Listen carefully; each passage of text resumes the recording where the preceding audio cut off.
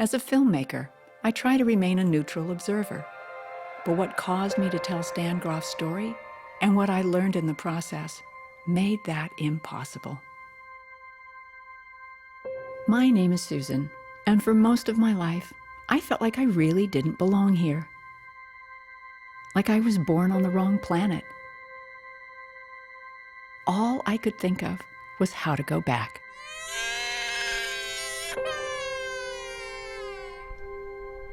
The magic that filled my dreams would evaporate with the daylight. For a while, ballet seemed like the place where I belonged, but even that eventually changed. Then in my early 20s, I tried LSD. For the first time, I felt lovable. Finally, I believed in myself, and everything changed. But without a structure to ground me, I made bad choices that harmed my body, and others that took years to undo. And then I discovered shamanism and learned how to journey. Up I went, past the clouds, beyond the Earth's atmosphere, until I was surrounded by darkness. I met my teachers and felt that I had known them forever. They healed me, helped me make sense of the world, and could explain anything. Once I even asked for a story, and they showed me one.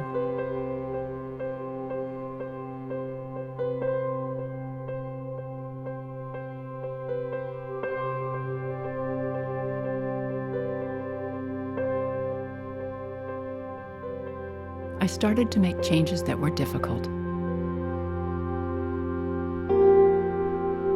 I traveled to France and fell in love. But then we couldn't get pregnant, and I learned that if I wanted a baby, I'd have to tune back into Earth.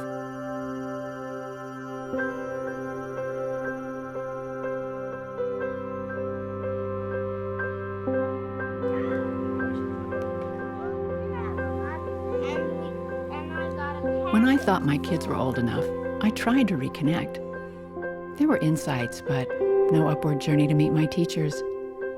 In the search for another way to reconnect with them, I learned about Stan Grof. Consciousness is not something that emerges as an accident after billions of years of evolution, something that requires a central nervous system. And I had an experience that just really changed my life, both professionally and personally. People get tranquilizers and get hospitalized for experiences that in other cultures would be considered extremely valuable. Stan Grof is known as a pioneer of psychedelic psychotherapy. Drawing from his own experiences and from thousands of high-dose LSD sessions with his patients. The insights he gained personally, combined with the experiences of his patients, expanded his understanding of the human psyche. It stretched beyond the biographical information that begins after we are born to memories surrounding our time in the womb and during the birth process. His expanded map even included the spiritual nature of humanity, recognizing past life experiences and dimensions of consciousness we share with all of creation. Stan used these insights to co-found transpersonal psychology with Abraham Maslow, and working with his wife Christina, organized international transpersonal conferences around the world. During much of this period, Stan was also the scholar in residence at the Esalen Institute in Big Sur. Spiritual masters and groundbreaking pioneers representing a broad spectrum of disciplines were frequent guests at the workshops and month-long retreats he offered during his 14 years there. It was there that Stan and Christina developed holotropic breathwork, a breathing technique that could induce powerful non-ordinary states of consciousness, similar to an LSD session. I had to meet Stan. On some deep level, I knew he could help me find my way back in. When I learned he would be teaching a course, I signed up immediately. I was so far talking about non-ordinary states of consciousness But I have been all these 60 years now interested in a very significant, large subgroup of these non-ordinary experiences, for which current psychiatry and psychology has no special name. They're all put in the category of altered states of consciousness. What it suggests somehow is that there's a correct way of experiencing ourselves and the world, and that in these states it's distorted. We have to use this new psychology if we want to use effectively holotropic states. You know, like if we want to run psychedelic sessions or do holotropic breathwork, or if we want to work with people who are in spiritual emergency. I had read about Stan's theories on how our experiences in the womb affected our unconscious, but to hear him explain it gave me a whole new understanding. Find that the experiences, if you regress to birth, the experiences come in 4 patterns. I call them perinatal matrices, basic perinatal matrices. The first perinatal matrix relates to the situation of the fetus still in the womb before the onset of the delivery. This could be pregnancy, which is the result of planning, of the parents' loving expectation. The mother is physically healthy, is in emotionally good condition.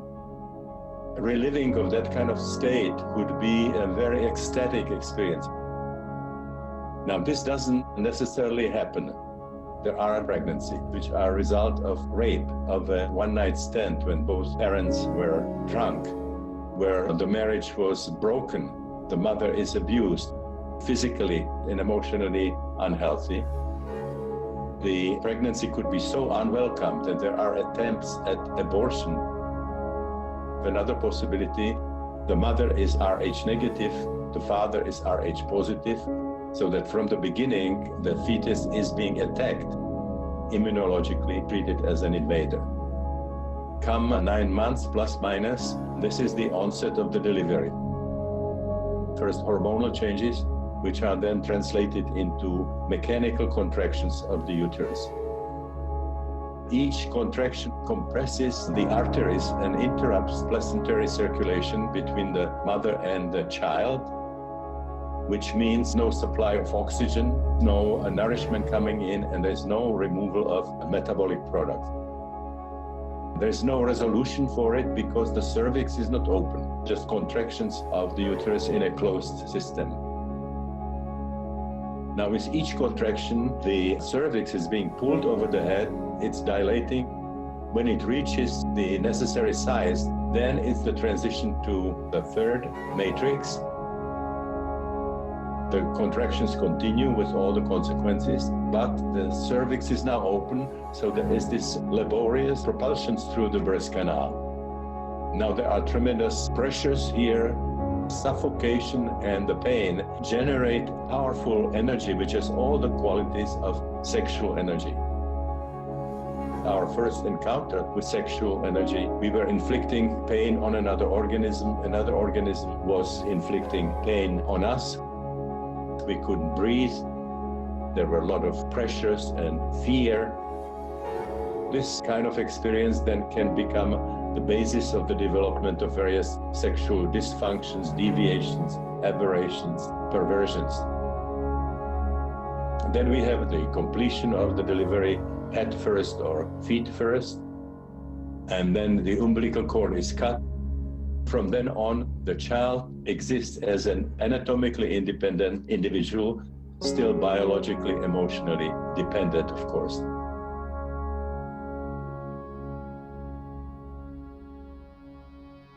The matrices begin with unity, transition to hell with no escape, then to purgatory, with the end in sight, where you are the victim and the perpetrator and the observer, and finally culminate in freedom and a newfound sense of connection. As Stan finished, I remembered the rebirthing workshop I'd taken at Rajneeshpuram back in the 80s. I felt like I was dropping into a deep pit that grew more painful as I descended. Just when I thought I was going to die, I burst through into an ocean of love and light.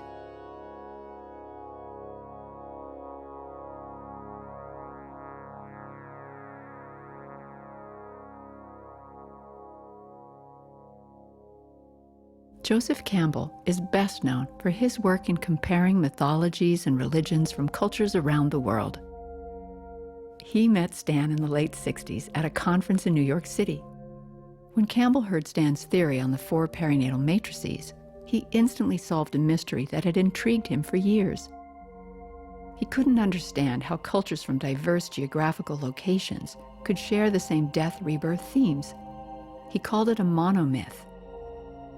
But when he saw Stan's presentation, he understood that these cultures were reliving the experience of their own births. The perinatal matrices, especially the 3rd moving into the 4th, served as the threshold for the hero's journey. The rites of passage that these cultures developed allowed their initiates to access unconscious birth memories, face their fear of death, and finally, free themselves from a deep maternal dependency. Birth itself is not only a rite of passage, but is perhaps the universal rite of passage that we all go through. Perhaps it's through that experience that we come into the world knowing deeply that if we are to succeed in the ongoing actualization of our potentials, whatever they are as individuals, throughout the life cycle for however long we live, we will need to undergo repeatedly similar rites of passage. Holotropic breathwork is an experiential approach to self-exploration, to therapy, which uses very, very simple means. It uses faster breathing, it uses powerful evocative music, and also a certain kind of body work when it's indicated. So each individual will choose a partner. One of those people does the breathing, and the other person sits with him or her, and then they switch roles so that everybody gets a chance to participate both as a breather and as what we call a sitter. And we also combine it with what we call mandala drawings. And after the session, they try to communicate what happened to them in a kind of graphic way. The second day of the conference was the breathwork. I couldn't believe how anxious I felt.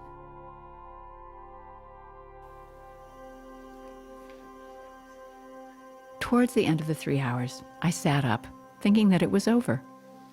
It had been a pleasant experience, and I tried to tell the facilitator that I was fine, that she could take care of the next person. But she wouldn't leave. The minutes stretched on, when suddenly a wave of sadness rolled up from my belly. And that's when I understood the meaning of Stan's phrase, as long as it takes. Everyone deserves the time for the process to fully unfold.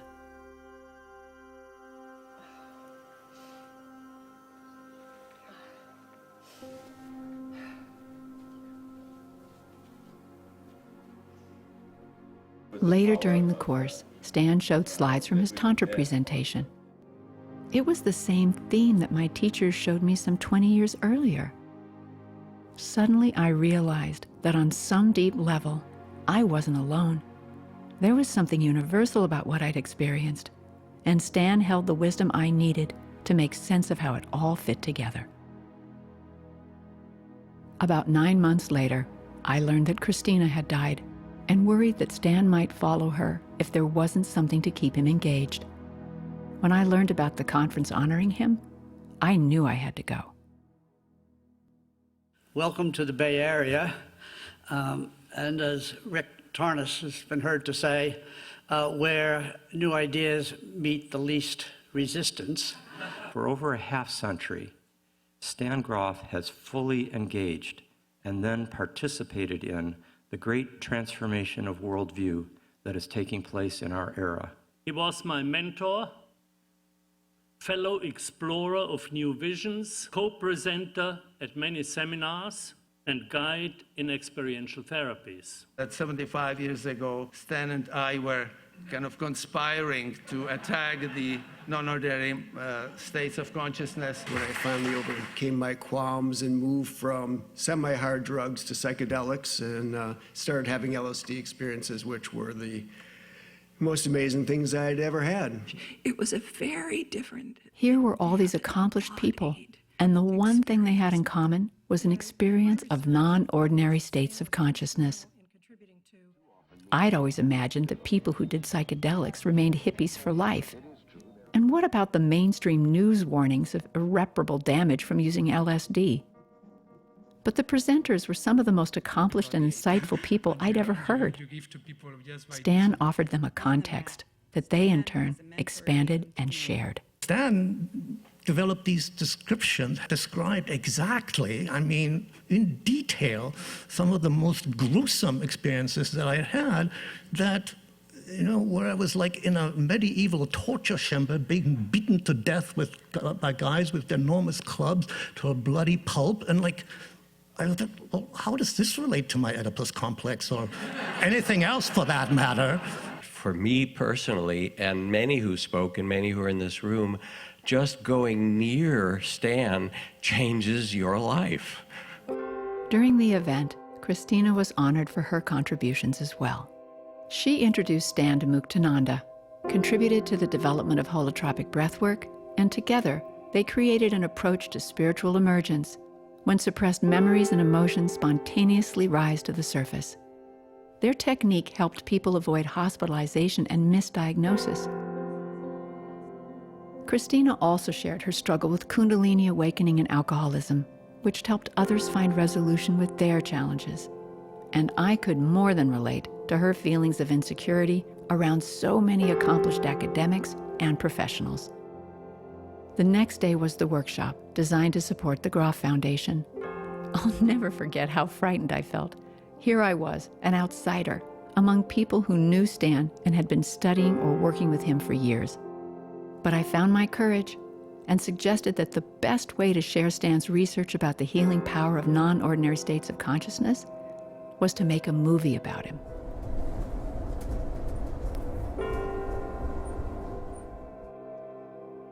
This is my favorite sculpture here. Did you see that? So it have you see like a helicopter, you have a flight, and then you have a ship, and then wheels at the bottom. So it's a protection against any kind of transportation that can be involved. As I set up my equipment for the first interview, I couldn't help thinking, who was I to interview Stan?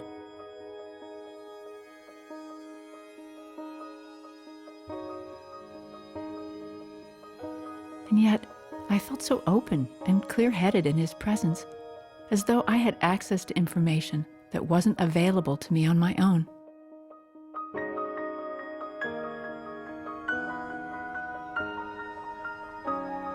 What took me by surprise was Stan's incredible kindness and generosity. Almost immediately, we dove into his past. Stan grew up in Czechoslovakia, just before the outbreak of World War II. His early childhood was relatively peaceful, but the threat of a Nazi occupation became a reality when the German army invaded in 1939.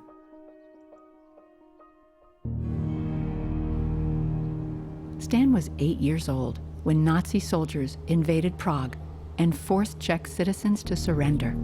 For 6 years, Stan was exposed to their sadistic cruelty, including the brutal retaliation after the assassination of SS officer Reinhard Heydrich, Hitler's third in command. Known as the architect of the Holocaust, Heydrich had been sent to Prague to wipe out defiance of German rule. On May 27, 1942, Heydrich was attacked by Czech resistance fighters and died from his injuries a few days later. The Nazi retaliation lasted more than 3 months. The neighboring villages of Legica and Ležáky were destroyed. Most of the adult population was murdered, while all but a few children disappeared. Stan was 12 years old at the time and remembers the continuous executions leading up to the death of the resistance fighters who'd killed Heydrich. It was a terrifying period for the entire country. Thankfully, when the war ended in 1945, Czechoslovakia was restored to its pre-war boundaries and enjoyed a peaceful existence. But just 3 years later, with the support of the Soviet Union, the communists took over. 2 Czech national heroes died under suspicious circumstances, and once again, a shadow spread over Czechoslovakia.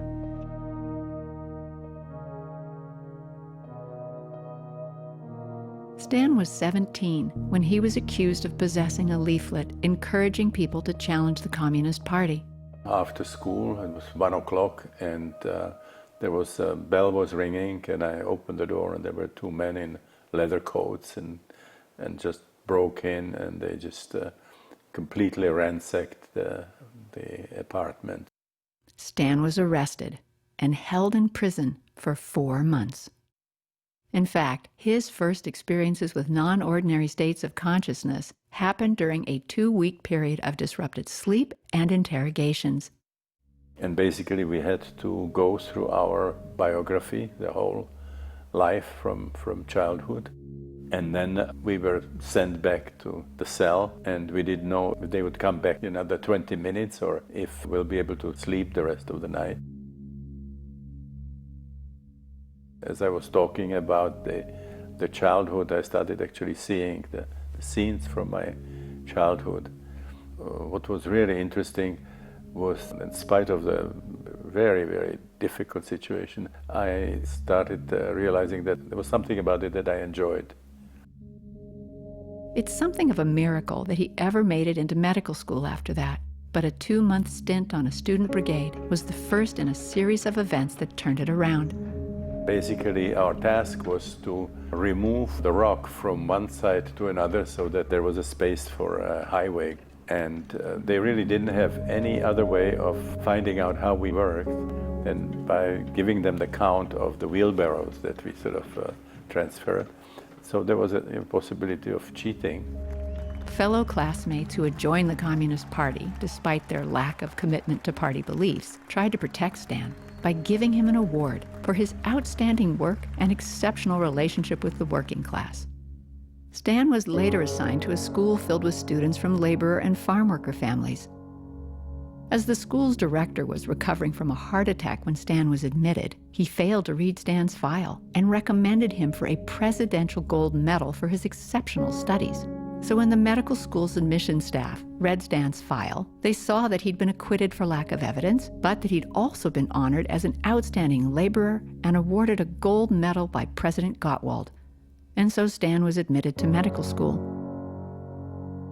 Well, when I was a student working in psychiatry, that was in the psychiatric clinic in Prague. There was a lot of very drastic therapeutic methods that were being used. And when I graduated, I was working in a psychiatric hospital.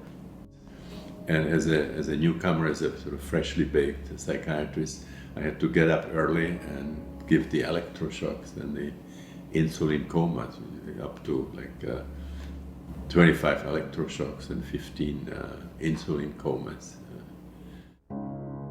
From the late 1920s to the 1950s, insulin comas were used to treat schizophrenia. After an insulin injection, patients might perspire heavily. Many salivated profusely. And eventually, they would contort in spasms. Once a profound state of unconsciousness was reached, a nasogastric tube was inserted. Bile was drawn to verify the correct placement of the tube, and then a glucose solution was administered.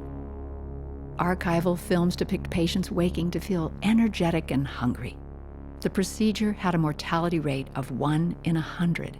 Stan induced 15 insulin comas a day. Electroshock therapy began in the late 1930s from the belief that artificially induced convulsions could cure mental illness. Electrodes were placed on a patient's temples while an electric current passed through them. The resulting convulsions were strong enough to cause broken bones if the patients weren't restrained. Curare, derived from South American plants, was later used to paralyze motor nerves and lessen the convulsions.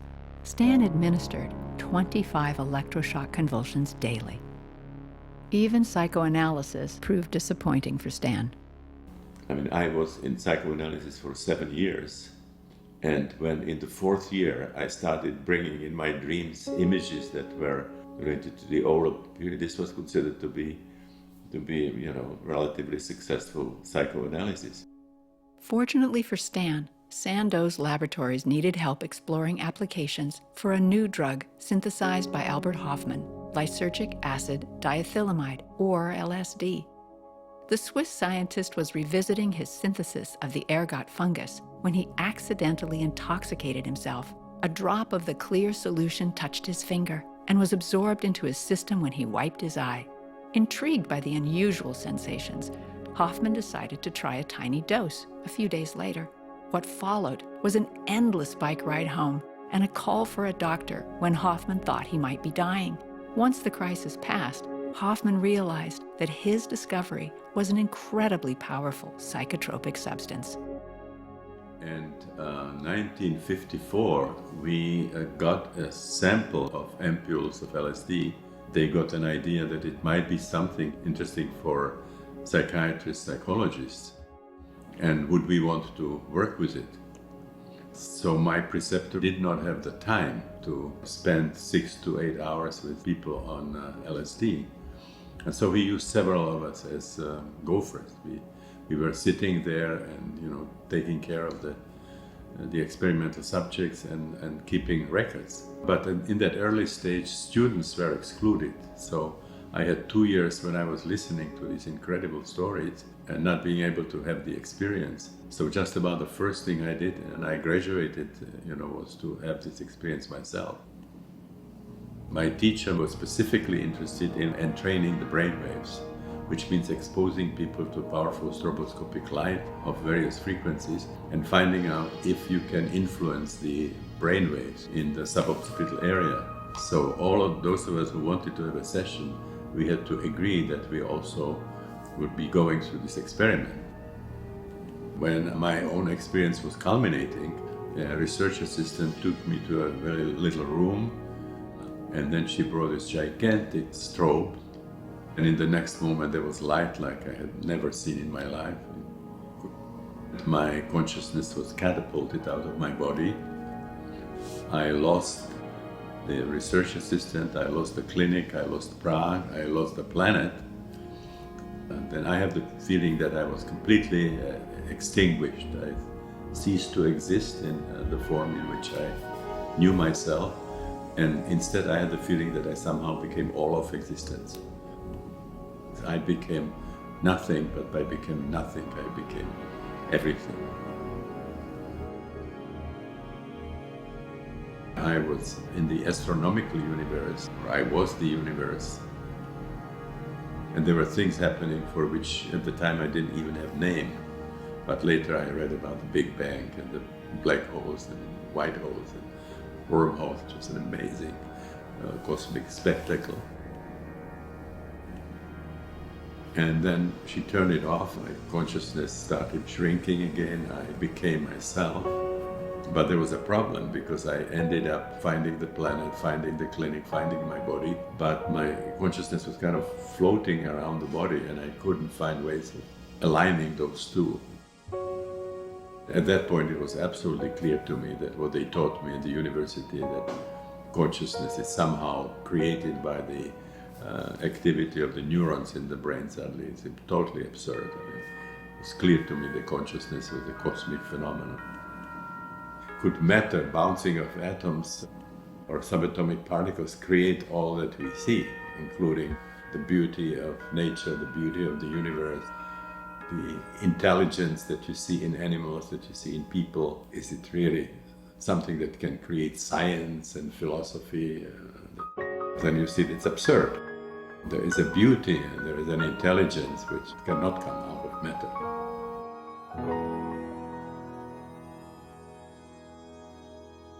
So I came down from this session that if I'm now stuck with psychiatry, this is by far the most interesting thing I could do, studying these non-ordinary states.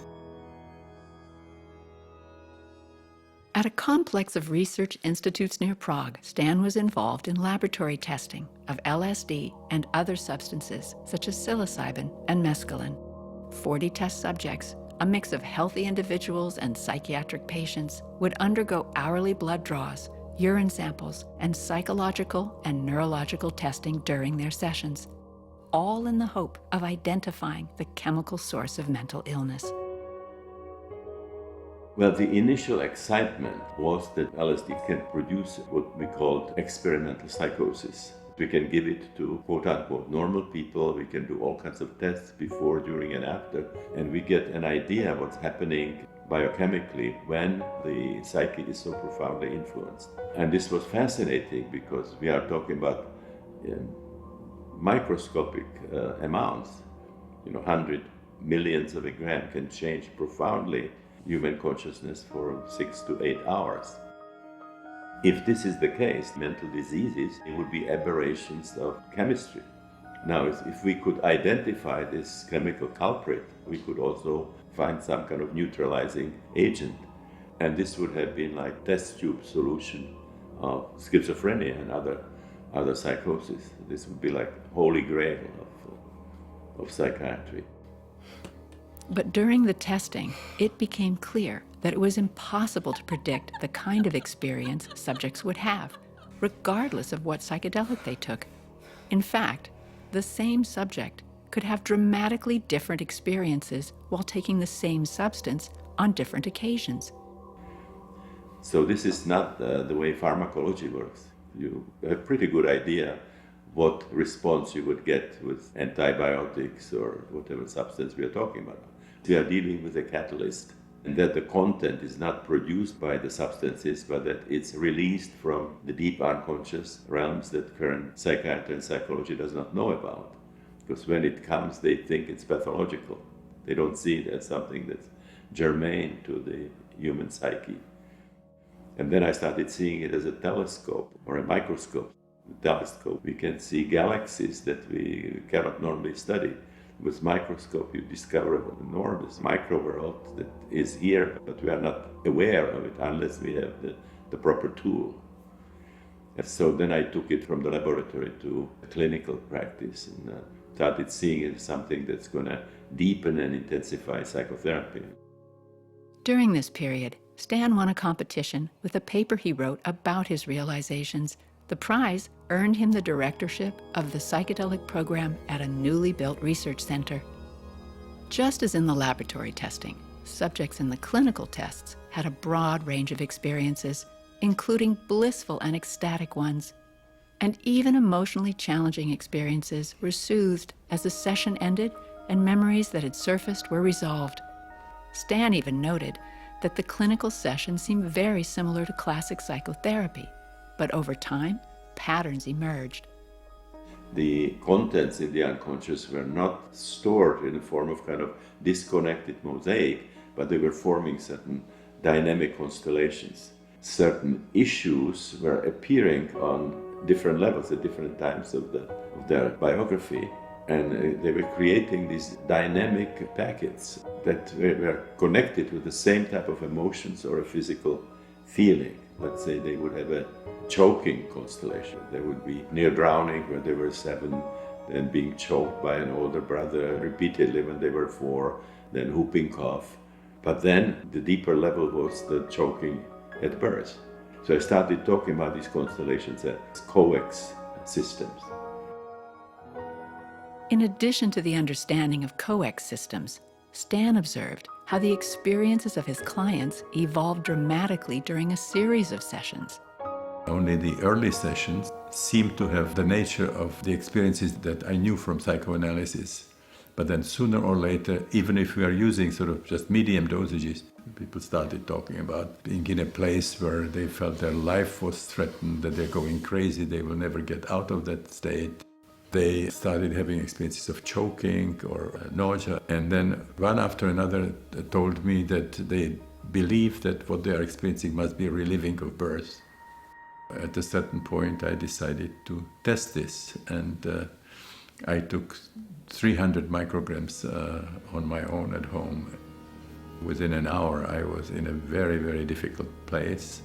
On the wall, I had paintings which I painted, and there was one which was like a stylized dog with a soldier. They started fighting, and then I had the feeling that everything was kind of closing in. And very quickly, I was in something that I now call the second perinatal matrix. It was like a space where it seemed absolutely hopeless, very, very uncomfortable emotionally. And then I started feeling a pressure on my head. I realized that I was somehow stuck in the birth canal, and all my life appeared to be absolutely meaningless. I started seeing the deep truth in existential philosophy. Life is absurd. We go from nowhere to nowhere. We start life as infants in pain, and this is how we are going to end. Then even if I knew that this was birth, then somehow the thought came that this state would not end unless I find meaning in life.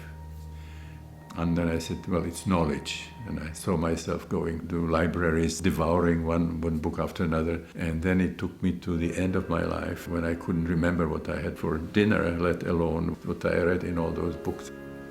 And then I said, well, having children gives meaning to your life. And then it was like, well, you don't give meaning to your life by creating creatures whose life is as meaningless as yours. And then after some time, it just sort of very rapidly opened up, and suddenly I was in a very ecstatic state. And I realized you cannot find meaning in life using your reason. This was a very important first experience that suddenly showed me whole new potentials of psychedelics. Through his own experiences and those of his patients, Stan learned that lower doses brought up biographical information, while higher ones brought patients much farther. He also noted that something fascinating was happening. When I was hitting some difficult places, I had a parade of my patients, and I suddenly understood where they were, including the meaninglessness and even suicidal impulses. Equipped with current psychiatry, I just had no clue. The only way was experiential learning. You cannot learn that from books what these patients are going through. Without the distraction of constant testing and with higher doses of LSD, Stan's clients were encouraged to go inward. To Stan's surprise, they kept journeying back to the perinatal realm. It's not easy to really question some of the really fundamental assumptions. And I had a very personal experience that made it even worse. I went as a second-year student to a lecture of Professor William Laufberger, and I asked, how far back does our memory go? Can we, for example, relive our birth? And he looked at me like I was a total asshole, and I say, of course not. I mean, the cortex is not myelinized. And then everybody was laughing, so I was pretty ashamed. So I had that kind of an additional memory, like this was really stupid to think that you could relive your birth, even if it seems very convincing. But then, of course, if I saw it again and again, and I had a few more experiences myself, I realized that this edifice of psychiatry, that looks so respectable, it's like a colossus on clay feet. As Stan described the scientific establishment's reluctance to accept perinatal memories, I remembered my 30 hours of labor giving birth to my daughter Charlotte. I eventually needed help pushing her out. Maybe that's why she wouldn't go through those tunnels at the playgroup.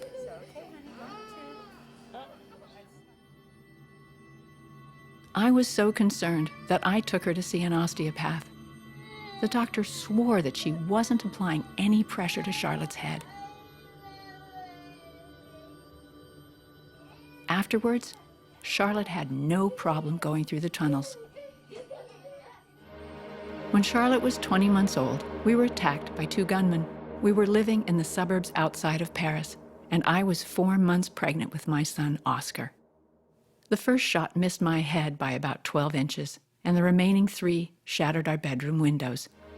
We escaped unharmed, but for a month or so, I'd wake up at night, reliving the experience and imagining where I would hide. Later, when Oscar was old enough to play hide and seek, no one could find him. Oscar!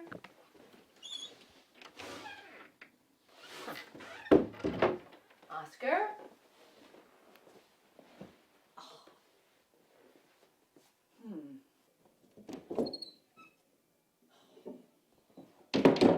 It was clear to me now that my children's behavior had been influenced either by what had happened while they were in the womb or during their actual birth.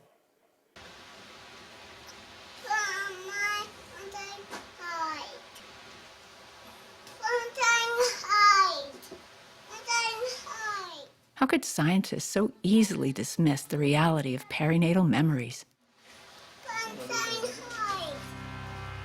The usual view about the mind is that the mind's confined to the head. It's nothing but the activity of the brain. For the materialists, who represent the majority position within academic life and in science, minds are what brains do, and memories are stored materially inside the brain. It's all inside the brain. I think that's an incredibly truncated and narrow view. First of all, I think we access our memories by morphic resonance. They're not inside the brain. And secondly, I think that our consciousness, our minds, are not confined to the inside of our heads, but stretch out beyond them through fields. We're all used to the idea of magnetic fields being inside magnets and stretching beyond them, or the gravitational field of the Earth being inside the Earth and stretching out into space invisibly, or the fields of cell phones being inside the cell phone and stretching invisibly around it, which is why they work. All matter now has fields associated with it. And of course the brain does. It has electromagnetic fields you can measure with an electroencephalograph. But I think that the fields of the mind are much more extensive. And these extended fields of the mind are a kind of morphic field. So it's really a field theory of the mind. Now that I realized that we could hold memories from our time in the womb, I couldn't stop thinking about the influence these unconscious memories might have on our lives. One of Stan's clients showed just how powerful these memories are.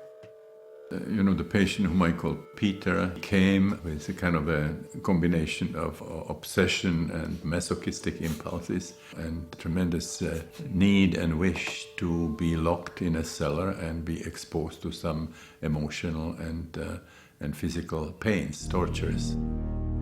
Peter would search for these men in parks, train stations, and other public places. And on one occasion, he was struck on the head and robbed. The last episode occurred when Peter was on a train with a man who claimed to have the perfect cellar to satisfy his obsession. When the man got up to use the toilet, Peter gave in to his gnawing doubt and opened the man's bag. Horrified by what he found, Peter jumped from the moving train and ended up in the hospital. When psychiatric treatment failed to help him, he was sent to Stan, where he underwent a series of high-dose LSD sessions. There's a very, very interesting coexistence emerged in a series of sessions. The most superficial layers were actually the traumas that he himself created. Then as we continued, another layer of the coexistence emerged, which was from the Second World War, when he was taken to Nazi Germany and used in a situation where there was a great danger of bombardment. Two of the SS officers were using him for their homosexual practices, initially under gunpoint. And then it went to his childhood, when his father was alcoholic, was very, very brutal, and used to beat him with a leather strap. And his mother, who actually always wore black, punished him repeatedly by locking him in a dark cellar and leaving him without food. So on that level, it seemed like it was a combined punishment from the two parents that he was seeking. Finally, it ended up in a situation where he was stuck in the birth canal and realized that was the template of the situation that he was searching for. But when he actually experienced that, he got more than he bargained for. Because Stan had previously experienced the kind of death-rebirth process Peter underwent, he was not fearful for Peter's safety and could allow the full process to unfold. After that session, Peter was finally liberated from his self-destructive impulses and able to live a productive life. Around the time Stan was working with Peter, he traveled to Amsterdam for a conference on LSD psychotherapy. Pauline McCrick and Joyce Martin were two psychoanalysts who were actually using LSD and doing what they called fusion therapy. Clients who were deprived in their childhood of being held would lie with full body contact, and they had amazing results with this. We were both in Amsterdam, and so we decided to have a session. As part of my last perinatal session, I went into this atmosphere of bloody revolutions, and in the middle of it, I really identified with Lenin. I shared his passion against oppression, and I realized that part of it was the Tsar, but a good part of it was the compression of the birth canal, so this kind of atmosphere of revolutions and struggling for birth, somehow completely fused. And I realized that there's a relationship between historical events like wars and revolutions and what we carry in the perinatal level. Possibly even something that is a source of that kind of violence. But then the session ended and I went through the whole range of relationships with women, the destructive feminine that comes in birth, the adventure, the exciting, like a sexual partner. And then I had a feeling of being an infant on her body. The transition from the third matrix into the fourth was like emerging sort of in fire. There was like a goddess with dark complexion and the peak of paradise or heaven. So it was a very, very blissful experience. But she became like a great mother for me. Stan's session with Pauline in Amsterdam revealed the archetypal nature of the birth experience, during which the fetus is exposed to a collective dimension filled with powerful imagery and emotion. But a newborn lacks the capacity to make sense of what is witnessed, and so these impressions remain in the unconscious, influencing us in ways that we don't realize. One of the great contributions of Stan's work is that he uncovered the deep structure, the archetypal pattern, you might say, of the life process as it is incarnated and reincarnated in us as individuals. When Stan discovered the work of Lloyd Demas and the field of psychohistory, he noted the parallels between the imagery used to goad people to war and experiences that he and his patients had during their sessions. It became clear to Stan that these unconscious memories of helplessness from the second matrix and anger from the third were driving factors in the need for power. This need for control was clearly evident in the book A Sexual Profile of Men in Power, which detailed a 7-year study of call girls and madams whose primary clients were politicians and government officials. The study found that over 50% of those men regularly hired prostitutes, and more than half of them demanded kinky or sadomasochistic sex as a means of coping with the powerlessness that they experienced in government. 9 months in a total dependence on the maternal organism, then there is this incredible roller coaster of birth that we are taking through, and then emerging the total dependence on the mother. It leaves a very deep fear of the feminine in the male psyche, and frequently clumsy effort to compensate for it, not giving women the same rights, not to treat them as equal citizens and so on. Women go through that also, but because of their physiological function, because of their anatomy, they are able to participate directly in the process of creation. The male participation is very marginal. It can take, a few minutes and then it's over. The way to resolve traumatic unconscious memory would be if that material fully emerges into consciousness, which would be therapeutic. What can happen in everyday life, it comes close to the surface, but that person does not realize what it is exactly, but they feel the need to create a situation that would involve those elements. So for example, the transition from the third to the fourth matrix frequently is experienced as fire. I worked with some people who were arsonists, and they had this impulse. They felt that something fantastic would happen if they could experience a big fire. When that happens, they watched it and they feel excitement for a while, but that there's a real letdown. They expected something much more phenomenal, but the drive can be strong enough to drive them to do it again and again. In a very similar way, the third matrix involves a lot of sadomasochistic kind of experiences where you feel sexual arousal and you feel confined and you feel sort of choked and so on. It's a kind of unrecognized healing impulse. But for it to be therapeutic, it would have to involve introspection, understanding what you are dealing with and really be fully, consciously in touch with that material. Nothing the conscious mind can think up will ever satisfy the unconscious. It has to originate from the unconscious to be cleared.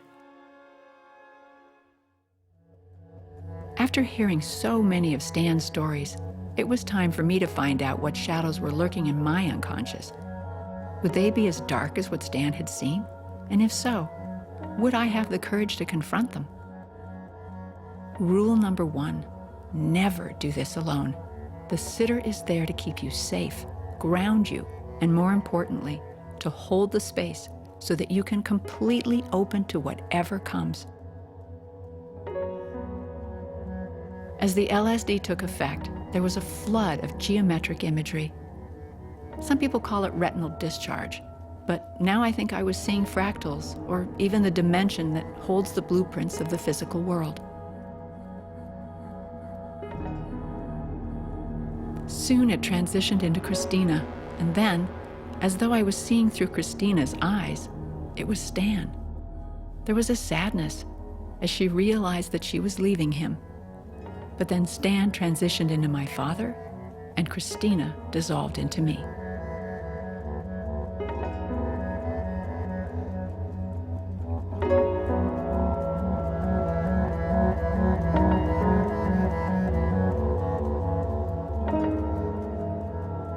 The pain was so intense that I knew it couldn't just be mine. I actually felt as though I was choking. In that moment, I understood that although I might have been triggered by the pending death of my father, I was also tapping into the collective sadness.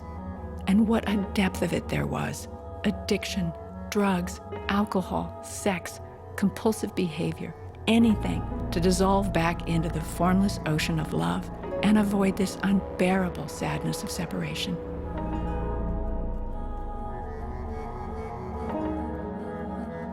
It took me 2 days to feel whole again. If it hadn't been for my kids to think about, or the sitter to talk to, I don't know if I would have come out of it. But because I had grieved my dad's death before he died, I was able to listen to his daydreams during those last weeks of his life. And when he finally slipped into a coma, I knew how to help him detach from his body so he wasn't afraid or in pain. He lay like that for 28 hours, and then an hour before my daughter's last ballet performance, he died. I was filming while Charlotte danced when suddenly I remembered that he had sat in that theater. And I remembered exactly where he had sat. The memory was so clear that I realized that I was seeing through his eyes. His spirit was there in the theater to watch his granddaughter dance.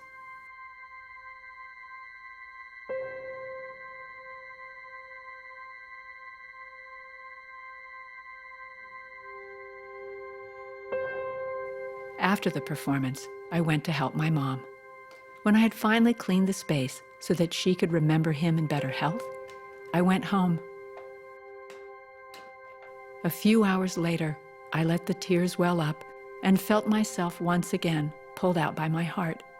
But because I knew that I could survive it, I allowed the sadness to flow, and it felt amazing.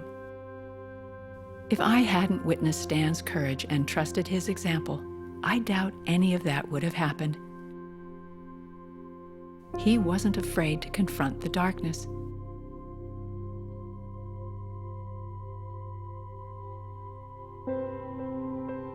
In 1967, Stan was invited to continue his research at Johns Hopkins University in Maryland, but pushback against psychedelics was growing, inflamed by flawed studies engineered to generate fear.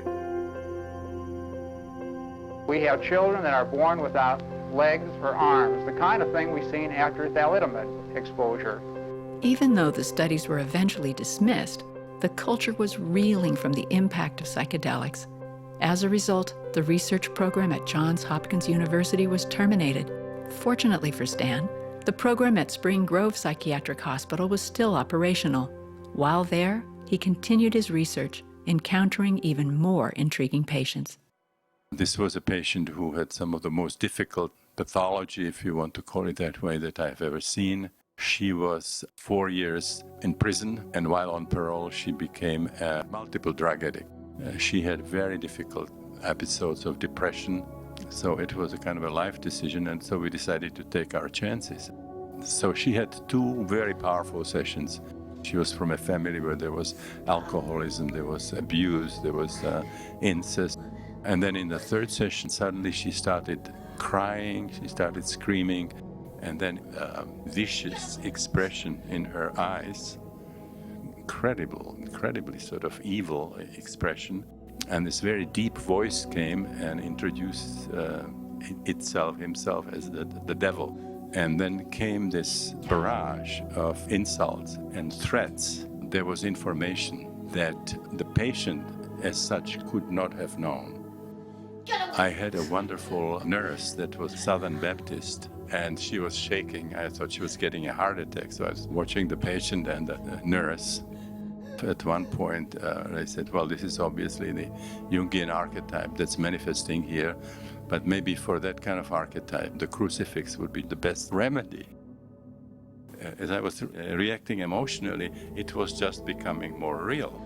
So I started meditating on light. I knew that, from my spiritual reading, that these creatures don't like light. Suddenly, it stopped the way it started, sort of everything relaxed. And then as she was coming down, we sort of started talking about it. And I realized she remembered only what happened before this episode and what happened after. There's just total amnesia for this. And I wondered if I should sort of bring that up and talk about it, and I decided just not to do it at all. But she herself felt wonderful. And then very shortly afterwards, she left the hospital, and probably with a little lying on the questionnaire, she got a job as a taxi driver. But despite the tremendous success of his work, the program lost funding. We were finding it more and more difficult to continue the research, and I had a lot of material, so I really wanted a sabbatical and do some writing, and I got invitations from several publishers, so I could take a year off, and I went to a party in New York City, and there was Michael Murphy there, the co-founder of Esalen. When I met Stan, first in '65, he was probably the best looking man in the human potential movement. I mean, he was as good looking as Richard Burton. He said, so Stan, what are you doing these days? I said, well, I'm actually taking a year off to write a book. And he said, why don't you come to Esalen? It was my instinct as a director and producer of this ongoing theater at Esalen. He was perfect. And of course, we had been right in the middle of a lot of experimentation with psychedelics. And although psychedelics were not my ally, Stan represented not only another doorway into this, but also sobriety. I mean, he actually thought about it. Tim pretended to think about it, but he just proclaimed a vision of taking LSD every Sunday. If it's good, just have more of it. And we saw disaster after disaster during the 60s. So Bob Schwartz gave us some money, and Esalen provided a beautiful house, and off we went. And he became the leading force in our overall programming for most of the years he was there. Besides our breathwork workshops, we offered then month-long workshops. People were coming to Esalen from all over the world, and they didn't want to take just one workshop. So this gave me a chance to choose a topic I was interested in and see who in the world was doing some cutting-edge research and invite those people, and then always finding like 36 people who would want to do it with us. One popular program combined Vipassana with breathwork. I think of a time when we were holding our large holotropic breathwork and Buddhist practice retreats, and there's a room full of some hundreds of people doing the breath work after we had meditated, going through these profound openings with this music playing. Some people are in heavenly states, and some people feel like they're dying and getting reborn, and some people have past life experiences are turning into birds or animals, and some people are having the reliving of their childhood. Every possible thing. It's like being in Dante's Inferno and Purgatorio and Paradiso all at the same time. And it's really quite marvelous because it's so well held and tended by the facilitators. And then when things get really dicey, they call Stan over. So I remember one who was a multiple personality, who had different alters that would show themselves at different points. And one of them was really demonic. And this whole demonic side started to come out. Like, if you come near me, I will slash and kill you. So the facilitators were a little bit nervous because the voice and the aggression of this demon, you try to fix or help me and I will get you and I will kill you and slash you. It was not an easy person to be tending. So they called Stan over because it seemed like this demon wanted to eat everybody. And Stan came over very calm and cool and sat down and said, tell me more. You know, you're a demon. You have some powers. What are those powers you have? And who do you think you really are as a demon? I mean, do you really know what your identity is? He didn't quite ask it in that way, but he began to look directly at the demon and say, you don't know really where you come from, do you, who you are? I'm very pleased to meet you, but you don't. And the demon started to get confused and start to look around. And it was like, instead of being afraid of the demon, Stan met this demonic energy with a kind of curiosity and interest and fearlessness that the demon had never met before. And it started to kind of lose its way, and then the whole thing morphed. Magic happened when other people were frightened. That kind of innocence that Stan has. It's like this giant kid wandering around saying, wow, look at that. He has this tremendous appreciation for everything. In 1974, Stan was about 43 years old, and I was about 24, working at Esalen as a night guard and then writing my dissertation, during the day. And we got a call at about 4:30 in the morning. The night guard who was on that night said, we've got a crisis and we need you guys here right away. 1 a.m. to 5:30 every morning, we would let in people from outside of Esalen to use the baths. A young man had taken LSD with his girlfriend and started to flip out at some point during the session, became violently paranoid. The girlfriend had escaped from the guy. He had gone up the hill to their van. All we knew was that he's got a knife, he's naked, he's psychotically paranoid and violent. As we're approaching the van, I'm thinking to myself, oh, this is great, just because I'm writing a dissertation on LSD psychotherapy, I'm now, in a life and death situation. So Stan opens the sliding van door, and the bottle is thrown right by his head. And then he goes in, picks up a blanket, wraps it around the man, and puts him in a bear hug that says, okay, you've taken a very powerful psychoactive drug. I want you to close your eyes and pay attention to what's going on inside you. Within about 15 minutes, the young man was laughing at himself, but at the same time embarrassed for what he had caused. It was a real testament to Stan's personal courage, but it also was an illustration of his whole philosophy of trusting the psyche. The very first lecture that I ever heard Stan give in March of 1974 at Esalen, I asked him at the end, what do you do in the case of someone who's in a really bad trip where they're descending into an incessant loop that they can't get out of and they feel like they're losing their sanity, and these things can have enduring effects, too. And he said with a kind of poetic conciseness that I've never forgotten, he just said, well, the full experience of an emotion is the funeral pyre of the emotion. And he just pointed out that we have a tendency to, of course, wall ourselves off from the pain, the scary things in our psyche that are trying to emerge. But he says that's actually the way out of the pathology of the suffering. So he was able to convey with that one sentence the idea that bad trips and negative material, which Tim Leary did not prepare the masses for, were actually a royal road to transformative healing. I think it's essential when we discuss psychedelics now to talk about the challenging experiences and that it's not all easy. MAPS does psychedelic harm reduction at Burning Man and at festivals all over the world. And one of our main principles is difficult is not the same as bad. And I think that's where, with psychedelic therapy right now, we prepare people in a much different way and really talk about a lot of the kernels of wisdom will come wrapped in these very difficult experiences.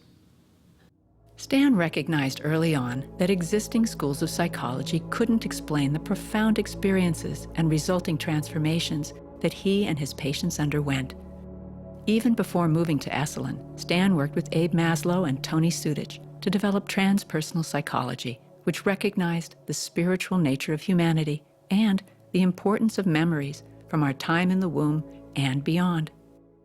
We got to the point where we were very satisfied with the kind of new psychology, but we had no idea how we could possibly link that gap between this kind of system that we created and what we knew as the scientific psychology. And that's where meeting Fritjof Capra and reading his book, The Tao of Physics, was extremely important for me. Francis Vaughan invited him to Tiburon to meet transpersonal psychologists, and we really hit it off. We planned these seminars together, which we called Journeys Beyond Space and Time.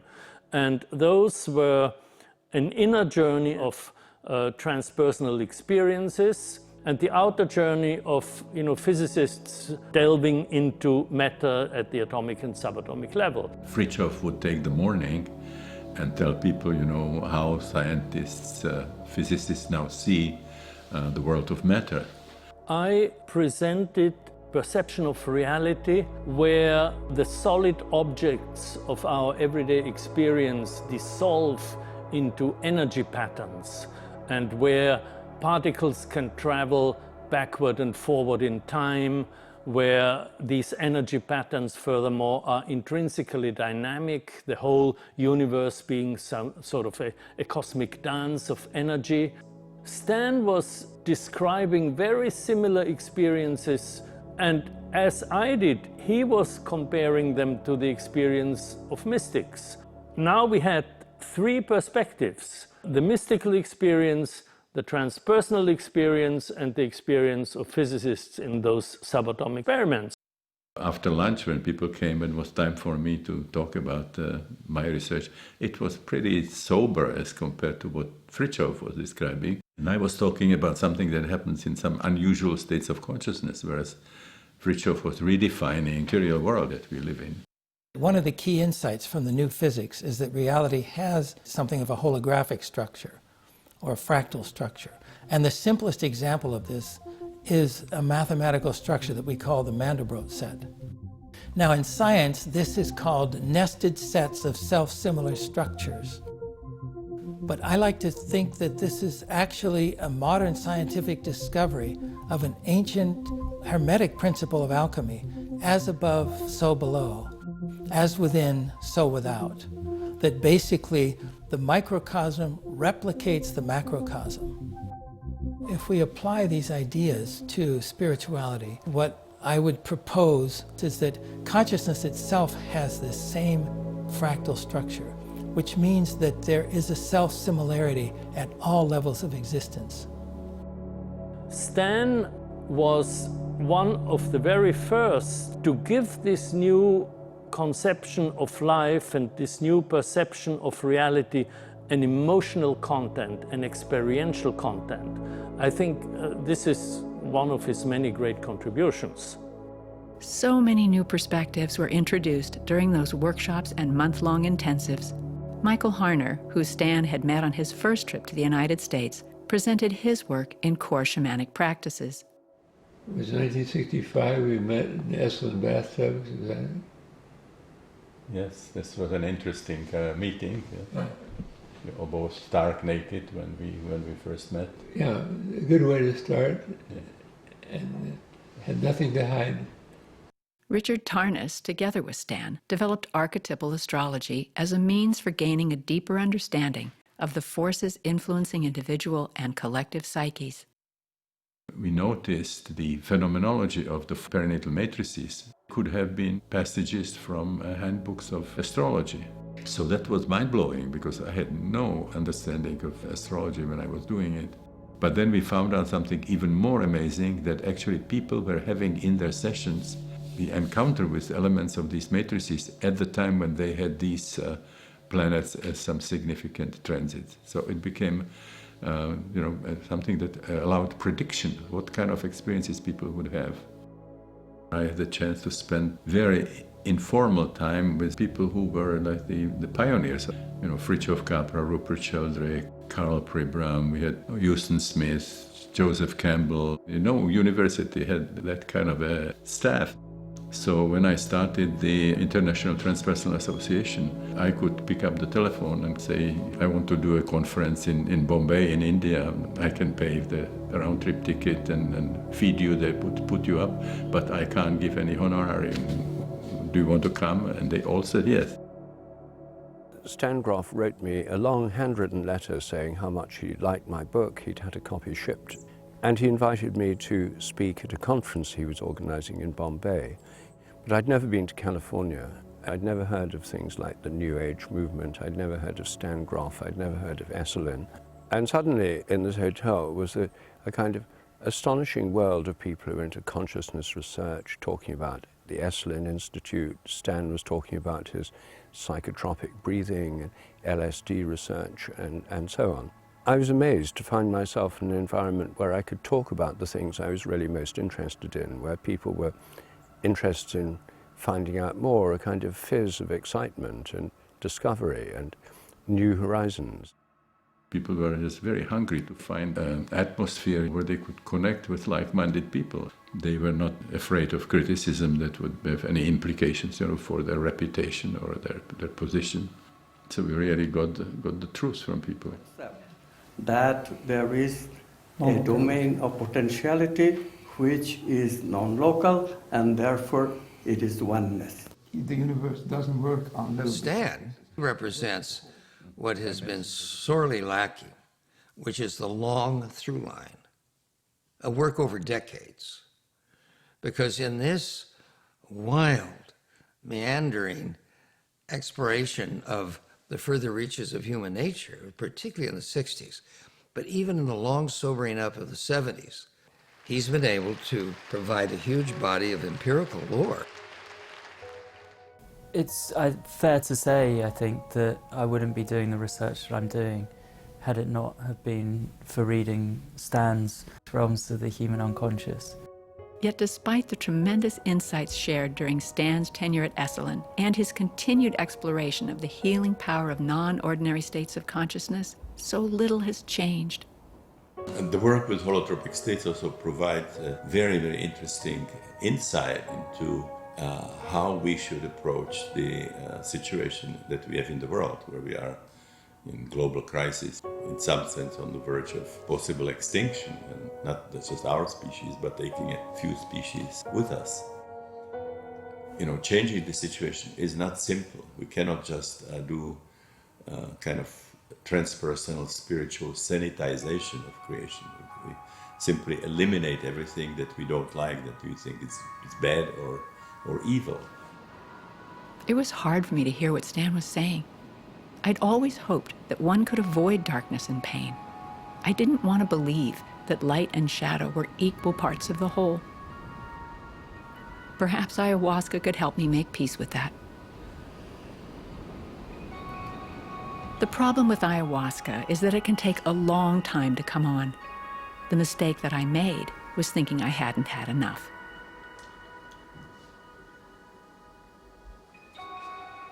I really thought I was dying. But in my heart, I knew that it was too late. There was nothing to be done, so I purged and surrendered.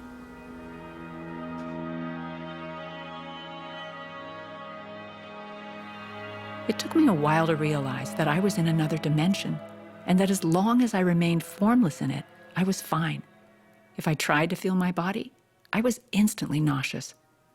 For 6 hours, I stayed in the quantum field.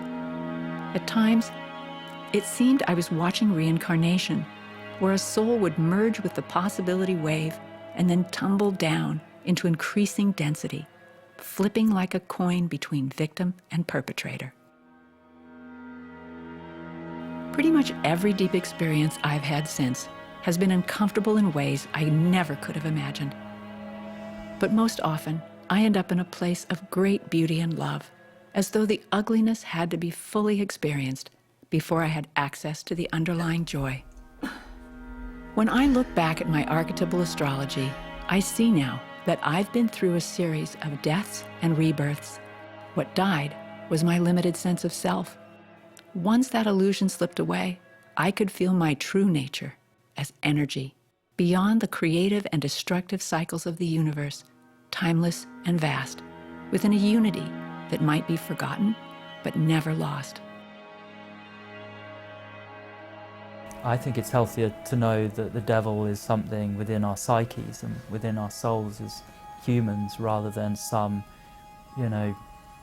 object out there.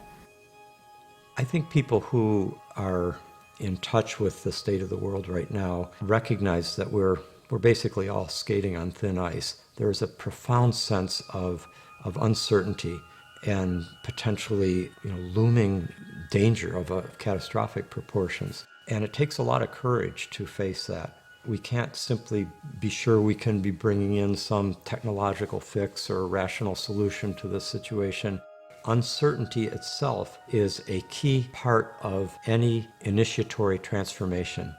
You can't have a pretend near-death experience in order to have an effective transfiguration of how you live. You need to really feel everything is at stake and you don't know the outcome.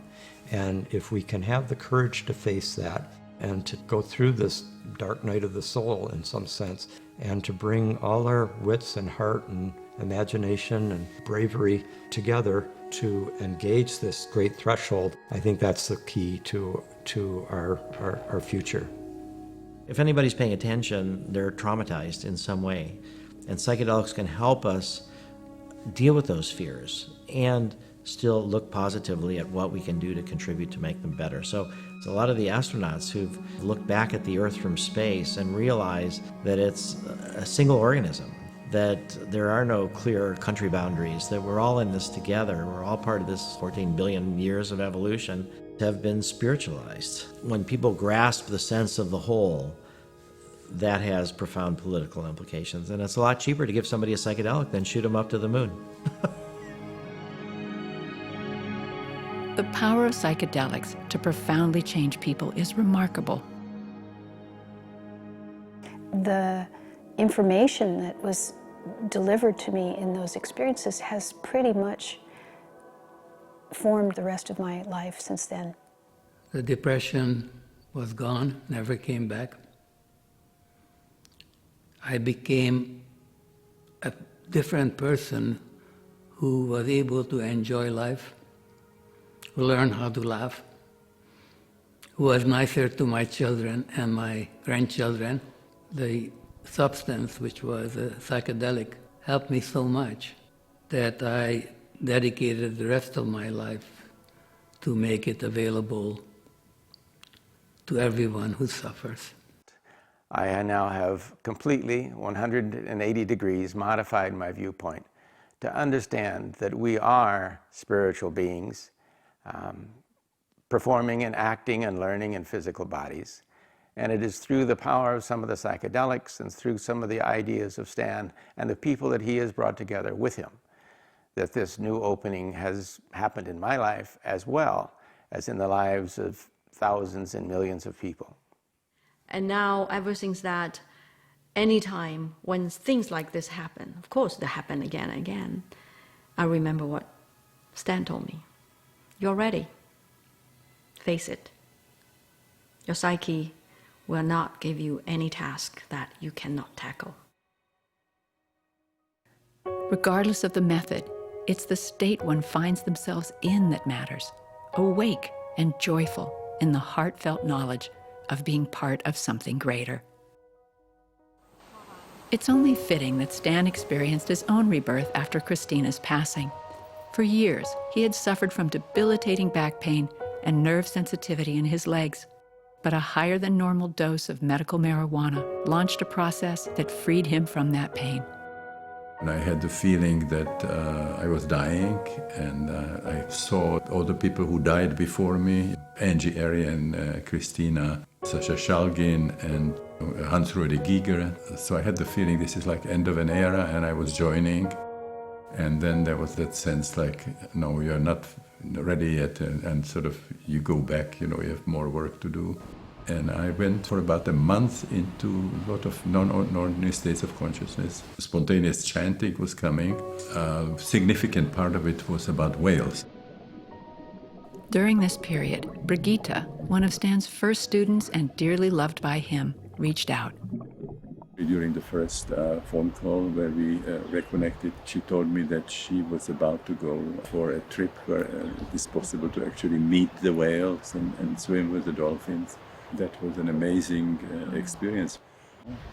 We first met when Brigitte came to a lecture of mine in Freiburg after she had had a very difficult LSD experience, and very shortly afterwards she participated in our first breathwork and decided to come to Esalen, where she stayed for a year, and she did several of the trainings of holotropic breathwork. So I've always loved her. She brought incredible spirits into all the groups that she participated in, and she was always the light of my life. But at a time when, I was committed, we did not have any way of sort of bringing the relationship farther. And then the situation changed, so we decided to join our lives together. Toast to it's never too late.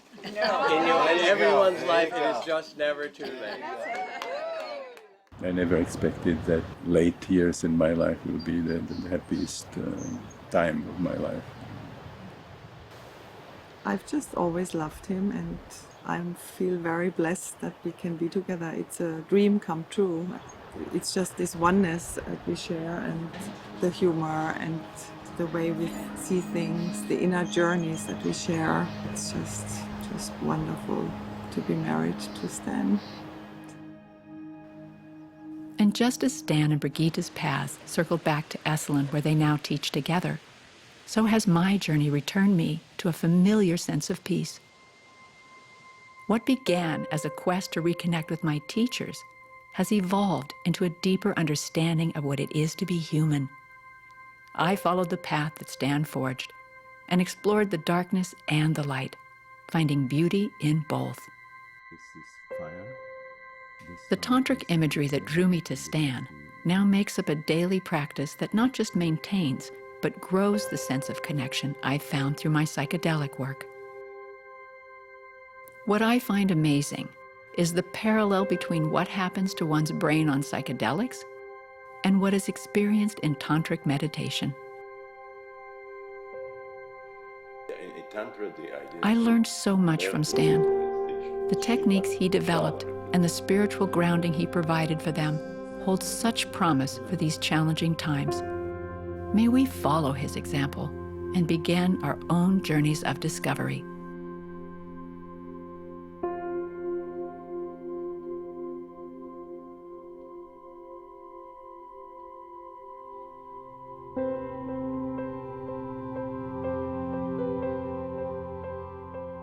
One really fundamental principle of shamanism is that everything is one and is alive and has spirit.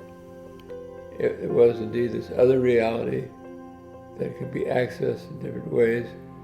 And like Stan, I've come to that conclusion that is ontologically real. The energies that people liberate in themselves is just so beautiful to see. I mean, we just live up to, I don't know how little of our potential in normal everyday life. And so seeing people becoming alive, including myself, and awakening is just beautiful. Bringing about any change in our way of being in the world is having some access to these deep layers. And one of the ways used by all traditions is sound. Those moments that may be so tragic or so joyful, so ecstatic, that reside in the collective, maybe reside in the collective unconscious, they live again through us in these non-ordinary states. And again, the practice of working with the transits, of understanding them through an astrological lens, can provide a map to see each one of those experiences through history and then how it comes to bear on our own personal experience. A new concept, a new paradigm from the ground up. What the universe is, who we are, and where we are going. These are, to me, were the key questions. And they have, basically, it has to be an integrative answer. Or if you don't find it, then it's our fault. Because the universe doesn't work on little bits and pieces. It works as a whole. It's not like a side effect of these drugs, you see. Like you say, well, they have these religious experiences. Because then the spiritual dimension is the core dimension. It's the core dimension. It's not an add-on that you can take or leave. And that changes everything. People who do some responsible systematic work with these powerful experiential methods, from some intense spiritual practice to psychedelics, they tend to develop independently a certain kind of worldview that they share. It's the Buckminster Fuller idea, we are on a spaceship, we are all in it together, and what some of us do will influence the others. There's no way of isolating that. I have seen that powerful transformation happening in individuals. Now, whether this is possible on a large scale and whether we have enough time, that's a different story.